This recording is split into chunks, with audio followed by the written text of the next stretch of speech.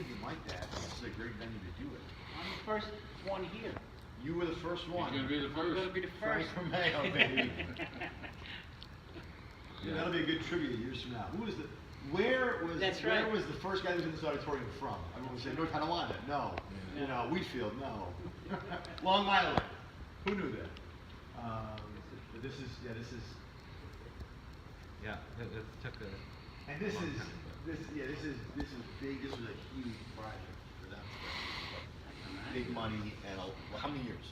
I mean, total. Well, from planning, it was 3-4 years now. 3 or 4 years. Because we're still doing punch list stuff.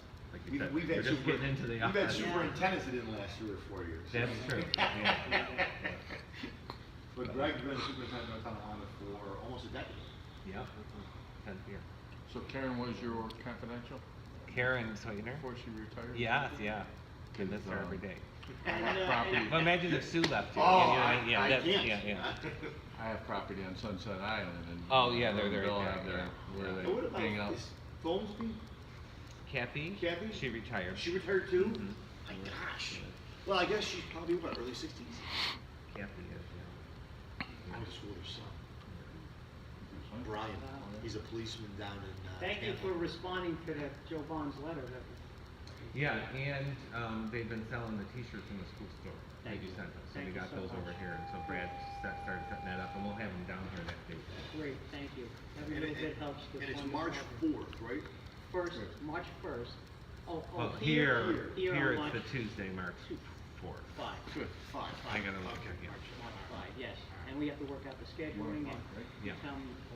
1 we'll go o'clock? over that when I'll we're have, done I'll here. have someone here. I'll have someone here from my office. Great. just to- Did you get all of them? Yeah, Right. yeah, we'll be down Great, here. great. Can we walk through the exhibit a little bit? Absolutely, yeah.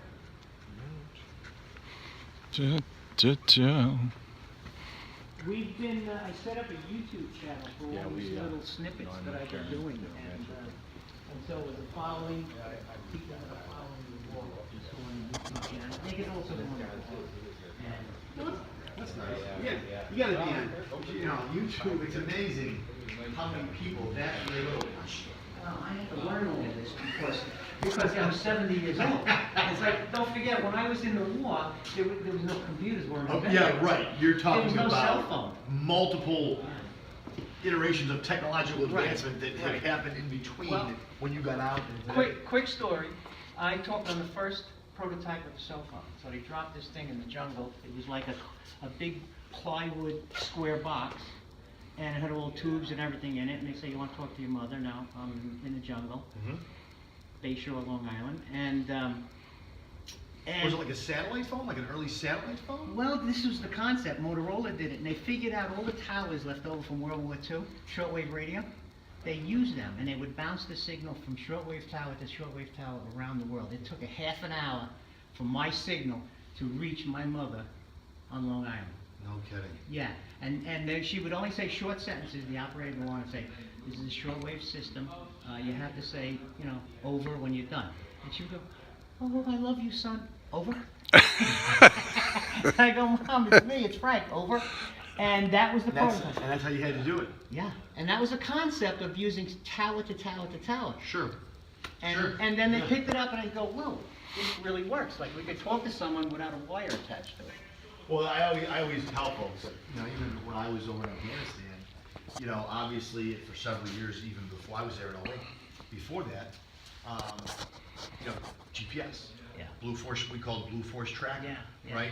Now everyone has it. Now when I went to Afghanistan, not a lot of people had GPS in their cars, let alone their phones. What No year one is had that? it. What year? 08. Oh, wait. So 07, 06, it wasn't really on anybody's phone. There was no app like Google.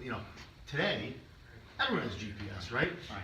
And I always, it's kind of like the cell phone thing. So many consumer innovations come directly from the military. Oh, absolutely. I mean, Prosthetics today Right. was invented for the Vietnam veteran with the booby trap. Absolutely. And it grew from there. Yeah. I mean, there's so many things that come out of Totally. conflict and the military. And Microwaves. Yeah. I mean, World War II. I mean, that was, it's like, I'm going to post this. I'm with Senator Robert Ort from North Tonawanda area, and he has been advocating for me, and thank you so much for... Happy to do so. Thank you I for what you're appreciate doing. it. He's been helping in Albany, and he's been helping here in North Tonawanda. We set up the exhibit today. This is my piece, Why, and this is my concept. When I came to terms with my PTSD, and the first painting I made was this gentleman here. No color, drab, it's how I kind of felt. And I named him Why, just my social comment as to why I went through everything I went through. This had been 2 decades, at this point, 2 decades of drug and alcohol abuse and dealing with PTSD and not holding down a job and just having a difficult time. Like many of our veterans Sure. today, they're doing, just looking for something.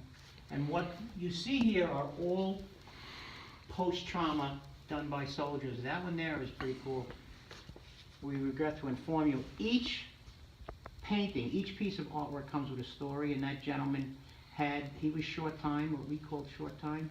He had only 2 days left, and his friend didn't come back from a mission, and he went out looking for him, and he never came back. Wow. And his best friend painted that for him, Cleveland Wright. And it's collateral damage. When you think of PTSD, you think of someone suffering, but it's really contagious. A family goes through Oh, sure. the PTSD. You know, if that soldier is suffering, or that individual, and it doesn't have to be war. It could be a tsunami. It could be, the death of a loved one, a car crash. Yeah, some traumatic experience. Traumatic, but we've learned so much. One of my favorite artists, Russell Yonker, he just brings us soldiers down to sinew and bone. He's quite talented. All of them. Yeah. All over. Yeah. Now, is this a sculpture, like in real life? I mean, like, right? This is one solid piece of alibay. Wow. Now, if you think about this gentleman, he's thinking in 3 or 4 different dimensions. Like, my artwork is, Yeah, right. he's thinking this way, this way, this way, back. So when he's carving the front, he has to deal with the rope in the hands. This is one solid piece of alibay. Wow. POW. He was, or that's the name of that Yeah, piece. yeah.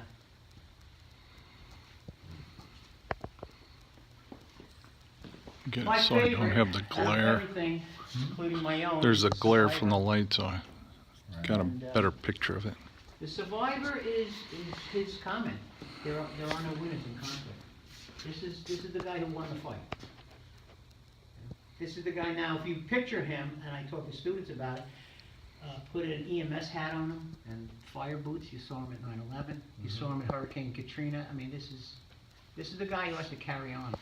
And sometimes I talk about carrying on. Sometimes it's easier to be the dead person, and because those that carry on have to carry that. And we all have lost people, and we know what it's like. And so the conflict is what he's trying to focus on, the survivor.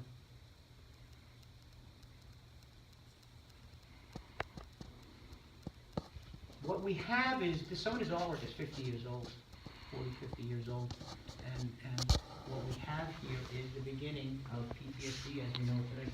Even art therapy, there was no such thing. Now, I went to high school in the 60s, graduated in 67 at the height of the fighting, the ground fighting. There was no such thing as art therapy. Now you can be a doctorate in art therapy. And so, again, going underground, the way we were treated, Vietnam veterans, when we went underground, we kind of created this artwork and we never showed it to anyone. I was dubbed the first closet artist when they found my work, and I never showed it to anyone. And newspapers in New York dubbed me a closet artist, the first closet artist of Vietnam. And because it wasn't meant for you to see, this is our diary, our personal journal. This is our story, our generation's story of what we went through. This was actually done in combat. Dressed to Kill, Joe Fernelli. He was a gunner on a helicopter. And those were his 50 calibers. And that's teak wood, and he found this piece of wood and sculpted it while in combat. Yeah. While in combat. Yeah, while in combat, yeah. My bigger See, I'm surprised I was able to get it back home. Yeah. Oh, yeah, right, That's right, right. yeah. But back then, we came home with guns. Well, and that's knives. true, yeah, today. You could get on, couldn't- you got on a plane with a confiscated AK-47.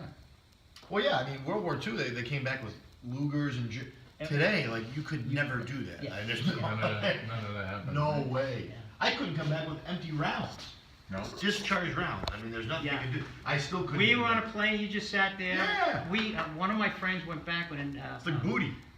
yeah, an SKS, a sniper rifle, a Russian sniper rifle. He still has it. This is a self-portrait.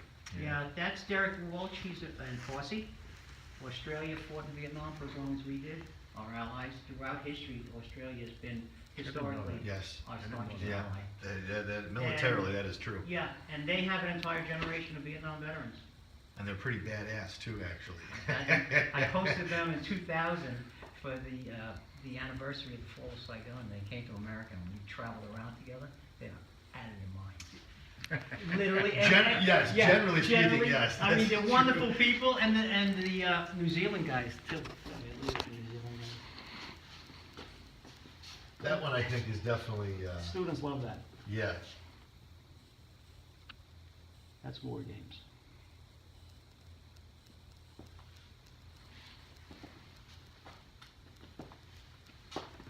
Henry Kissinger. Political. That's political in nature. The politics behind war. That's what's so important about the new curriculum, the experience of the American soldier. You know, it's not that when students are taking the curriculum, it's not just studying, you know, policy. Right, We're not focusing. Of course, there's policy. of That's why course. we're at war. Right. You know, we don't Right. need to, you know, we forget about it. I always say, you know, kind of what knowledge is what's left over after we've forgotten all the facts, it's what we retain. And so if they could just focus a little more time on the soldier, your history, I'm history, and what I'm finding with students is they get to realize, wow, that's my grandfather. That's not a guy in the movie. Right, right. That's the guy next door, that's my uncle, or that's my aunt. And so we're real people. One thing we were saying too, I think, you know, so many times you think of Vietnam, you think of Lyndon Johnson, or Richard Nixon. You think of, you know, the Iraq War, you think of George Bush, you think of, you know, World War II, FDR, right? The wars are associated with the administrations, Correct. the commander-in-chief, right? Correct. But what about the experiences of the people on the ground Right. that we know? Like, most of us don't know FDR, we didn't know Lyndon Johnson, Right. but you knew your grandfather or a friend that was in Vietnam, or I had a father or Right. uncle that was in Vietnam, or Right. myself, and, Right. you know, and I just think that those experiences and how wars are fought and the experience for the rank and file soldier is important Yeah. for students to have that understanding and to think of it in terms of the person that they know that was there, or maybe their mom whose brother fought and never came back. You know, to understand it in that human, real sort of rank and file person way, Right. I think is more impactful in some ways. Right. Oh, no doubt. Right? I mean, as a kid, you think, Yeah. you learn about the policy for 2 seconds and you go Right. move along. Right. But when you think about it in this way, Yeah. or in the way that we're looking at it here, Mhm. it's a very different Correct. way to look at Correct. conflict. I have a school district, Toms River, New Jersey, who makes it, I've been visiting them for like 15 years. They make it, after I visit and the exhibit goes up, they make the students write, the English department makes them write some kind of a response or some, and put it down. And I get letters, and I get hundreds of letters. And I get, the interesting one was, I talked to my grandfather. I never approached my grandfather before. And now, my grandfather and I are going to the New Jersey Vietnam Veteran Memorial together. And he's, Right. you know, it opens up like, wow, that's not. Yeah, because I think that there's, sometimes it's, you don't know when you're younger, you might think, well, I don't really have anything in common. What about I talk to my grandfather about? Like, beyond, I'm at Christmas, hey, grandpa, how you Yeah, doing? right. But what would I really have a conversation about?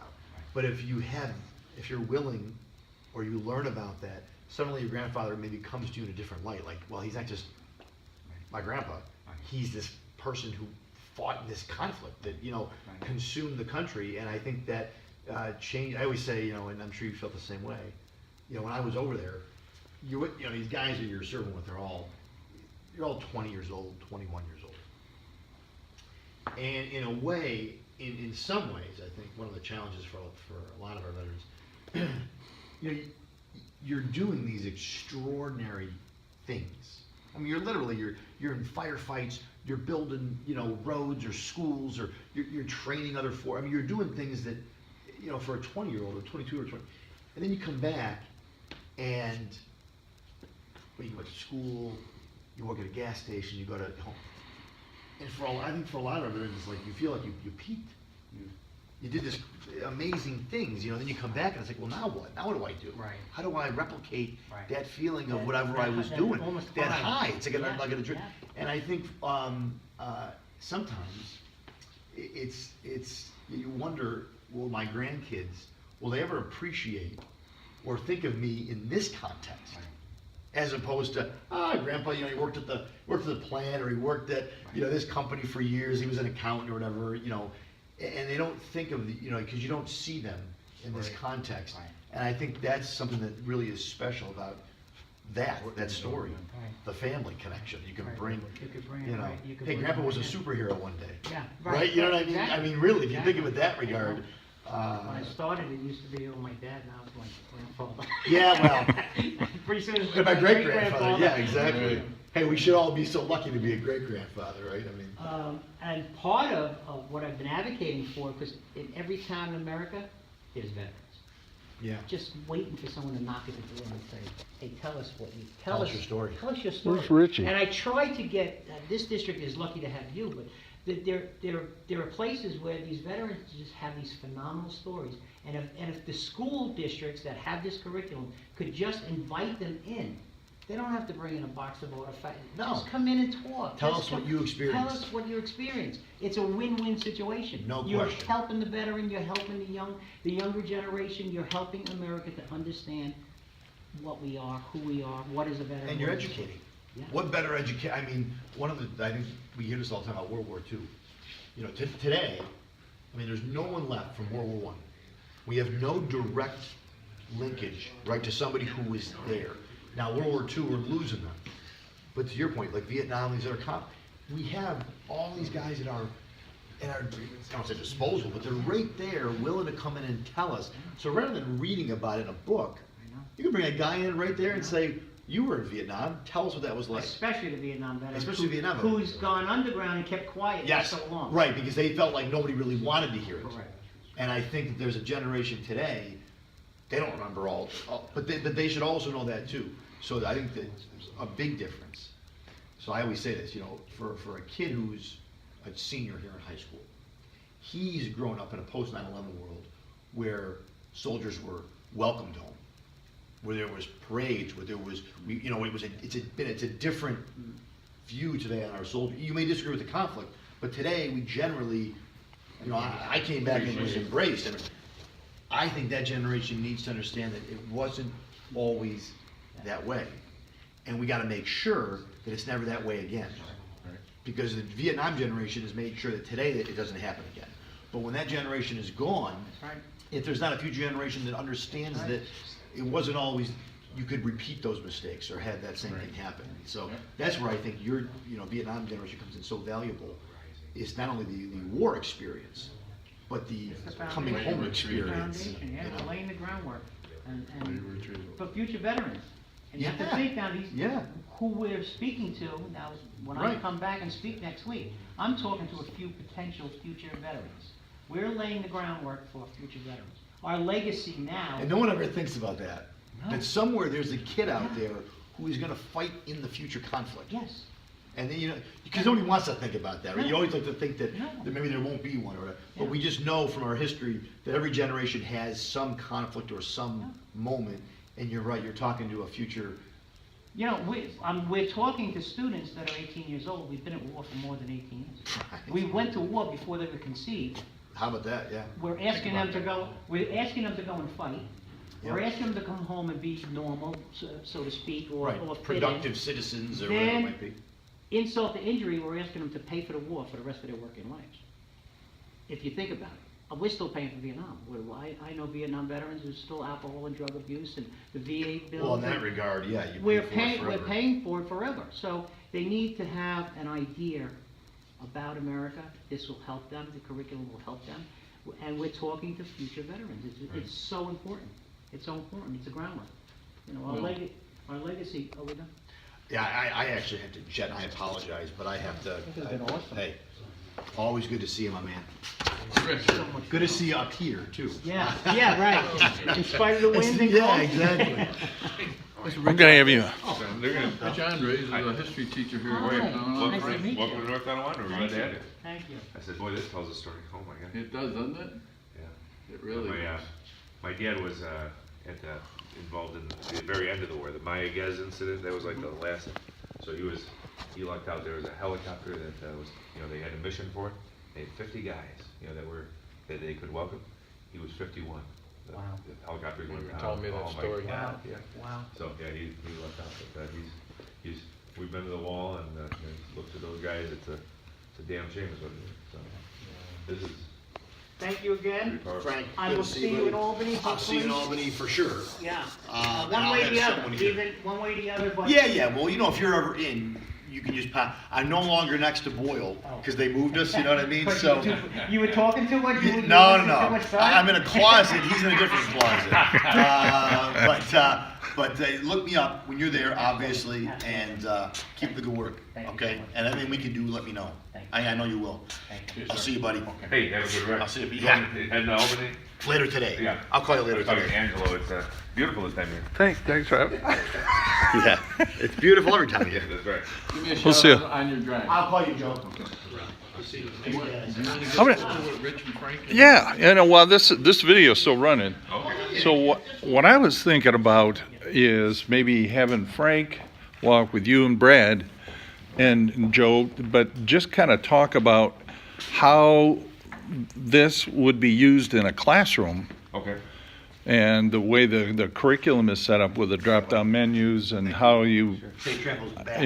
I've seen the materials, but I'm not going to be the one teaching the class. So I thought if you guys wanted to kind of walk through and these guys would kind of tell you how they plan to use it, and then maybe you have suggestions or say, well, this is how they use it at Bayshore, or Now, where in New York are you from Bayshore? Bay Shore, yes. This is my home district, and Senator Boyle Okay.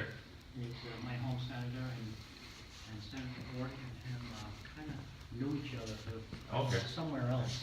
Because every time I'm there, he's there, and they've been advocating for this program and advocating for me and helping me out to get my message out. This is a curriculum, the experience of the American soldier, that we came up with in Bay Shore. And again, it's my home district, but I've been visiting and doing presentations at, like Senator Boyle comes here, and Senator Ort comes here. And so I've been to the district several times, and we've come up with this curriculum for 11th grade American history in particular, but all social studies and government classes. We're focusing on the first thing some teachers will say, and you'll say that we have a curriculum that we have to get to the end of the year with, and we understand that. We have the state mandates, we have to go from A to Z and by a certain time. When we come up with this curriculum, it's not extra work, it just kind of puts a focus on a different aspect. As opposed to studying so much on the battle, Yep. let's talk about the soldier that's in the battle. You're going to learn about the battle through the soldier anyhow, so Sure. let's learn about the soldier. Yep. And we start with the American Revolution. Okay. So for instance, in one of my presentations, I had my letters out, and they were reading letters from Civil War soldiers, and they were comparing the letters. Okay. Say the same thing. I'm home. I'm Yeah. scared. I want to go home. Sure. I miss my family. And so that human touch throughout history, throughout the American soldier, is pretty constant. It's through every war. Yeah. Of course, politics change. Vietnam, that was another whole story in itself. But why are soldiers? What is a soldier? They'll learn what is a veteran, what is a soldier. They'll give them a sense of country. They'll give them a sense of sacrifice. When I travel, I of course honor our senior veterans for their sacrifices, but we have to think about future veterans, because I'll be speaking to a future veterans in this school next week. I agree with that. Yeah. And so our legacy up to now has been a 20-year war and 22 suicides a day. That's our legacy as veterans. Now we have an education, New York State has an education available to them if they will only embrace it. And I've been advocating for that, and I'm gonna go to Albany. We're gonna have a conference with the Education Department Okay. and the Veterans Department, and Senator Ort will be there. And we're going to advocate for this curriculum and see if we can spread the word throughout the state. And that's what I'll be doing during my walk. So. I'm a legislator, but I'm also a social studies teacher here at the school, Oh, so. cool. Yeah, so, I think anytime our students can make that personal connection, the depth of understanding and learning, that long-time growth is what we're always looking for. It goes Yeah. a long ways. Yeah. And our students will talk about that. They want to make that connection. And being a former social studies teacher, I know Rich currently is, it's very difficult to teach that when we're talking about a subject matter that happened 50 or even 250 years ago. Right. And my students always said, Mr. Rolls, why is this important to me now? Well, if you can start making those personal connections, you start to feel and see why that's important to learn what happened 250 years ago. Because like you said, you're going to be here on Tuesday the 5th, and there's going to be students in our assembly that one day will go on and serve this country. And so I want them to learn and make those personal connections. So it's assemblies and programs, and I think different implementations to our curriculum that's going to go a long way for our kids. So thank you very much for bringing that to the Absolutely. forefront. I agree. Yeah. yeah, I always try to tell them, people don't change, the feelings you feel, Oh, right. the reactions to things, they don't change. So how do we learn from that? Right. We've got a great list of history's greatest hits that kind of explain what the Right. reactions are, what Right. what the Well, we're concerns living are. history, I'm 70 years old now, so our generation, we got another few years left, Yeah. but, this story needs to be told, and this story and the foundation has to be left. And I feel strongly about what foundation, what legacy I'm leaving, and education. We, as New York State veterans, have our legacy now is education. Sure. We have our own program. Yeah. There's not another one like it in the country. Right. And if I do my walk correctly and we get enough attention, we could be an example for the rest of the country. This is the future, reality-based. We've gotten so far, I believe, that we're worried about test scores. We've gotten away from the reality, the real aspect of learning. You know that better than anybody, right? Right? It's true. Well, I feel like the trends now are getting towards, giving the kid a picture like this, giving them a little context, Right. and then having them pull out what they see. That seems to be the trend lately that we've been being trained on. So you get any number of these would be perfect, kind of documents they call them. Yeah. And what do you see here? You see, what do you take from that obviously grieving mother, who's sitting there, in kind of poor conditions, and she's obviously broken up, got a letter in her hand, those things, and then they'll get maybe 5, 6 of them, and then they put it together in an essay form. So that's the trend now. So I think they are getting towards that because we did go to an extreme to The other way, test scores and right. everything. Right. Has to sort of check this box. They're giving it a little bit more think about it, kids. Yeah. Let's think instead of just can we recall Vietnam, this date, that date. They have an actual Right. invested a little interest in thinking. And I spoke with Senator Ort about it. It's reality brought into education. Mhm. It's just like intertwined. It's like this is real. Sure. What we're talking about. These are real people. Yep. I'm your grandfather. I'm the guy next door. I'm your uncle. I'm Sure. your aunt. Here I am. I'm talking to you in real life. Yep. I'm not just a picture in a book or in a movie. Yeah. And It's not something that happened and everything went back to normal. Yeah. right. Well, I think too, when you're going to walk students down here, they're not going to spend 40 minutes down here. They're going to spend a couple of minutes, but they're going to walk away, I think, empowered. And going back to Rich said, we're looking at the evidence and the impact and how to go back then and write, I think, a well-developed essay. You can do that in a couple of minutes here. Take them back, and I think they are going to be, bought into discussing what they're seeing in all these pictures. It's much different than sitting in the classroom for 40 minutes and being kind of spoken to and you're just copying notes. They're going to be in charge of their education when they're down here because they're going to be highlighting in each one of these pictures what was important to them and what element can they pull out to discuss in an essay. So I think it's fantastic. And how long are these going to be displayed? A week and A week. 1 day, right? Mhm, absolutely. And you I think- get the assembly on Yes. Tuesday. Tuesday. I think also the fact that when they go and they do an essay, it won't be judged as critically or pass fail or whatever. It's going to be their feelings and how they view it, and there's no wrong answer. Exactly. You can't pass or fail because it's about you, the individual, writing your feelings and your response to what you're seeing And so there is no right or wrong. Right. And so that kind of concept is so important. Like, there are no definite answers here. It's you. Unless you're gonna, base it on grammar and punctuation, which we've gotten away from also. Yeah. And you get kids that buy into that much quicker Oh, yeah. and completely than. I get letters in text. I was gonna say, they're texting and tweeting that information out to you. Tweeting, only it's on paper. 150 characters. Unless you're that bearded history teacher that's got the red pen that writes an F But on if somebody's you- page, Is you this know. all you had in you? Well, I kept it under 150 characters. It's on tape. That's why I'm being very quiet, Jeff. Now, Bayshore, that's the one with you got a little putt-putt down by the shore there. You can look across the sound, is that right? We have the ferries to get to Fire Island right there from Bay Shore. We are. Are we good, gateway Frank? To the South Shore. Yeah, We good here? You got